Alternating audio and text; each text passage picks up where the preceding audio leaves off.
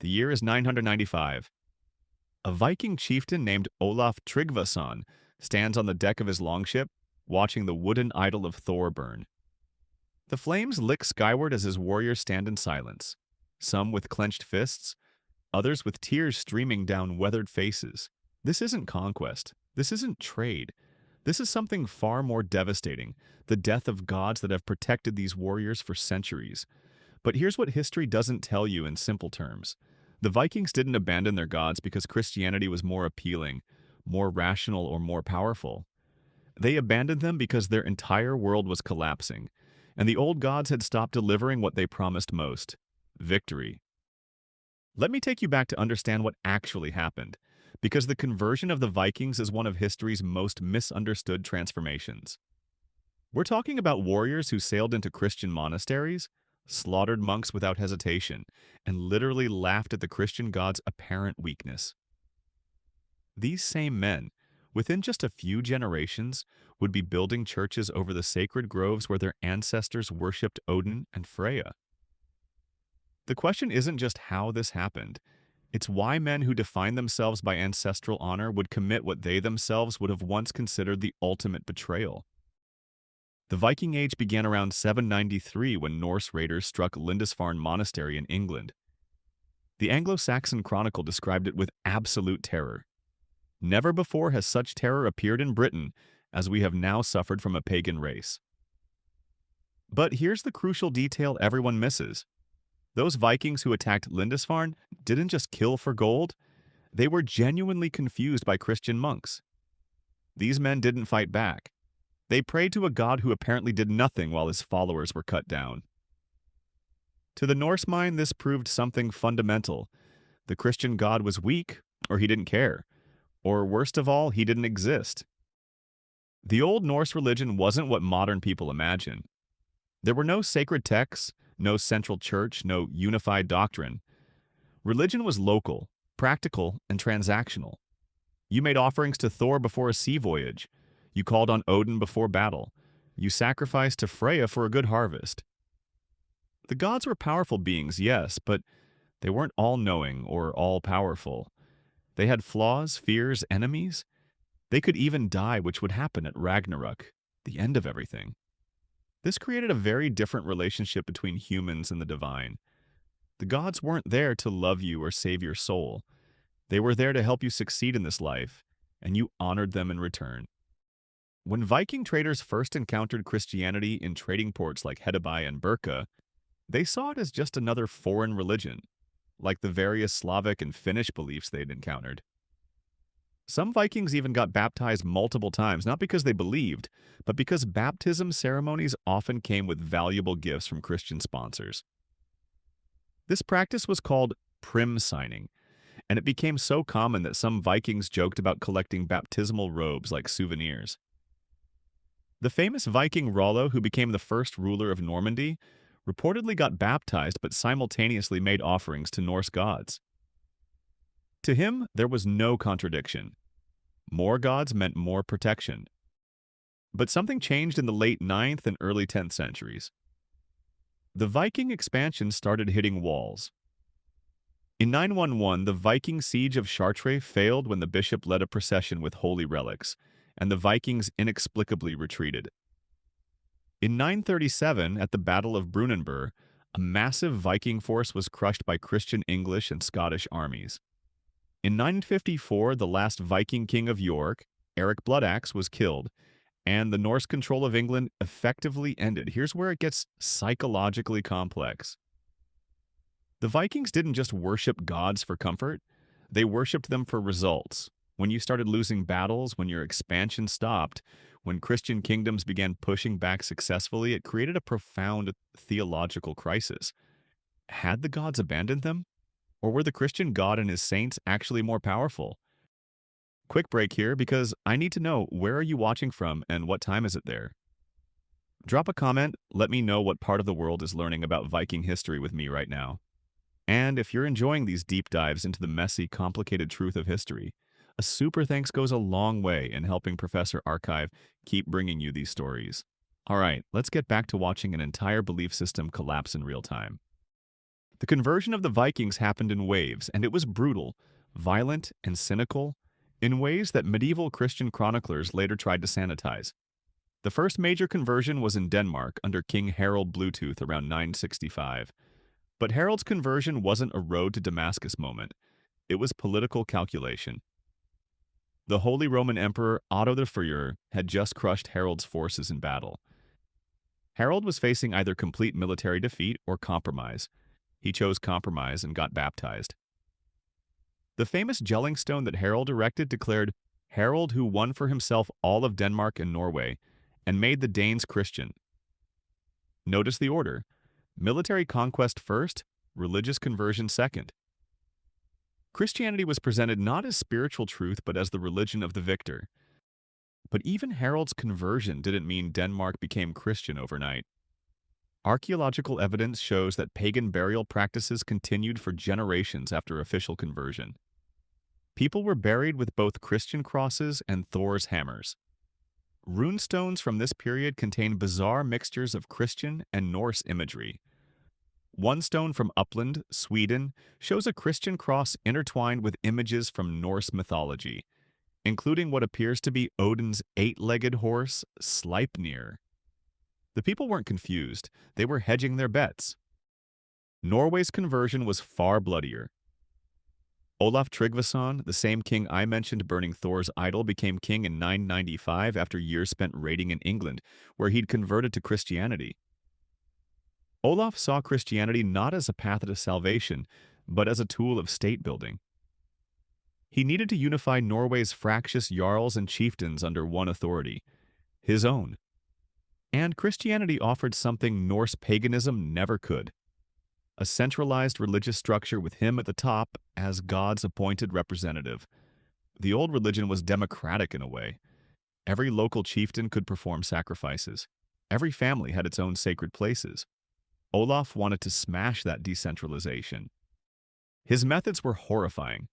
The Heimskringla saga tells us that Olaf went farm to farm, hall to hall, forcing baptism at sword point.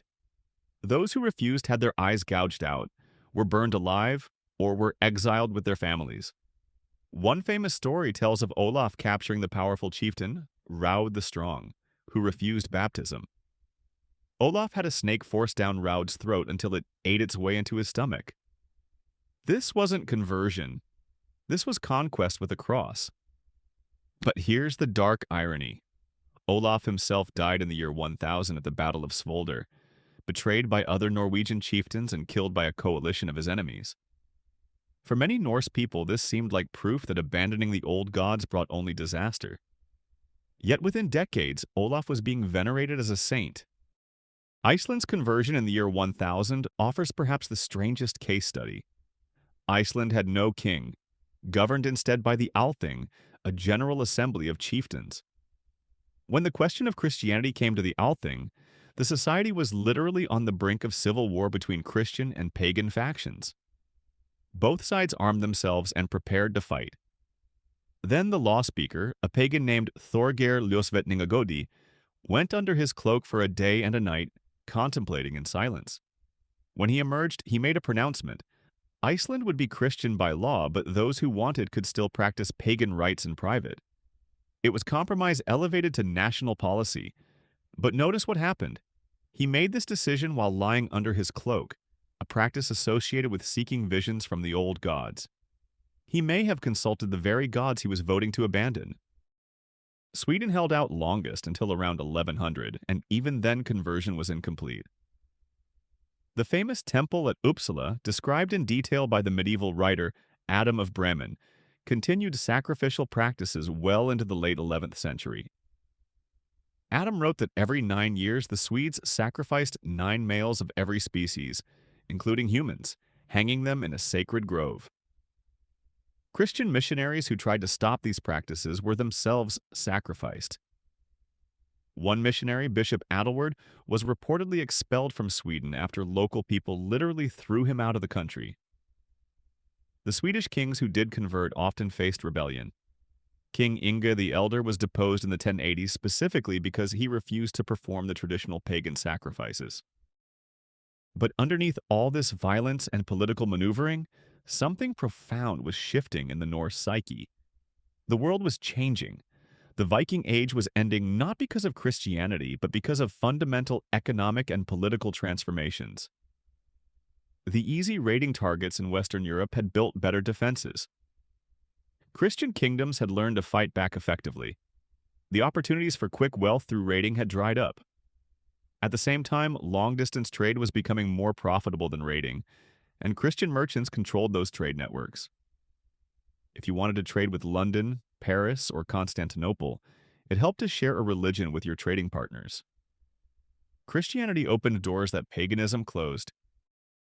There's also the matter of literacy and law. Christianity brought writing, record-keeping, and Roman legal concepts. For Viking kings trying to build stable kingdoms rather than loose confederations of raiding bands, Christian bureaucracy was immensely useful. You could write down laws, create land registries, establish inheritance rules, and build the apparatus of statehood. The old religion had none of this. It was oral, flexible, and local. Perfect for a decentralized raiding culture, terrible for building kingdoms that could compete with Christian Europe. The conversion also coincided with a shift in Norse values. The heroic ideal of the Viking Age was dying in battle and going to Valhalla. But as Norse society settled down, as raiding gave way to farming and trading, different values became important: stability, inheritance, legitimate succession. Christianity offered concepts of eternal reward that didn't require death in combat. For an aging warrior class settling into farming, this was appealing. You didn't have to die with a sword in hand to reach paradise. You just had to live a Christian life. Women may have played a crucial role that historical sources underreport. Many sagas mention Christian wives of pagan Viking chiefs, women from England, Ireland, or Francia, who maintained their faith and raised their children Christian. Queen Thyra of Denmark, mother of Harald Bluetooth, was allegedly a driving force behind Denmark's conversion. Saint Olga of Kiev, a Rus Viking princess, converted to Christianity and worked to spread the faith in Kievan Rus, even though her own son remained pagan. These women had access to their husbands' ears and their children's upbringing in ways that missionaries did not. The archaeological record reveals the confusion and compromise of the transition period. In Birka, Sweden, archaeologists found graves where bodies were buried Christian-style, oriented east-west, but with grave goods typical of pagan burials: weapons, jewelry, even sacrificed animals. At Repton in England, a Viking burial mound from around 873 to 874 contained over 250 bodies, many showing signs of violent death, buried with hammers, axes, and a Thor's hammer amulet, but also with Christian crosses. These people existed in between worlds, unwilling to fully abandon the old ways, but unable to ignore the new reality. One of the most psychologically revealing artifacts is a mold from Denmark that could cast both Christian crosses and Thor's hammers. Some enterprising craftsmen had created a tool to serve both markets simultaneously. This wasn't cynicism. This was survival in a world where your customer might be Christian, pagan, or, like most people of the era, somewhere in between. It's a reminder that for ordinary people, the conversion wasn't a dramatic choice between light and darkness. It was a gradual adaptation to changing circumstances. The last true defenders of the old faith were often poets and skalds who preserved the myths in verse. The Poetic Edda and Prose Edda, our main sources for Norse mythology, were written down by Christians in the 13th century, 300 years after Iceland's official conversion. Snorri Sturluson, who wrote the Prose Edda, was a Christian chieftain, yet he meticulously recorded the old myths, presenting them as historical and poetic heritage rather than living religion.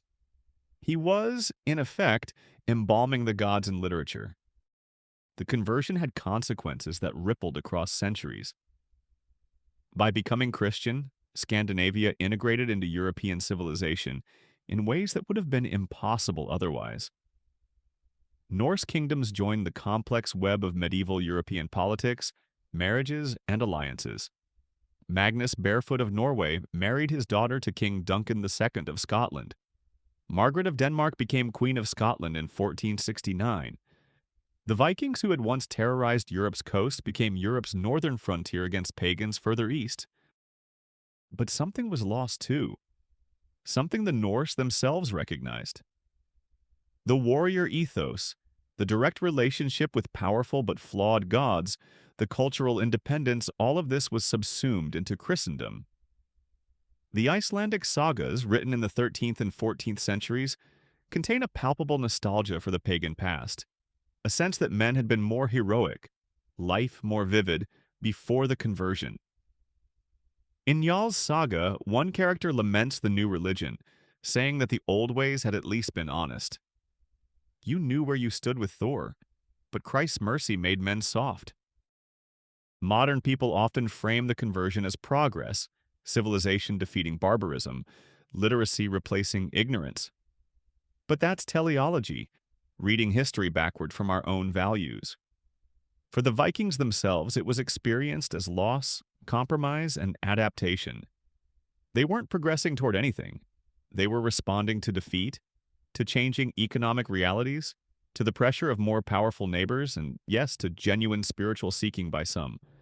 But mostly they converted because the old gods had failed them in the one way that mattered most to Viking culture. They had stopped delivering victory.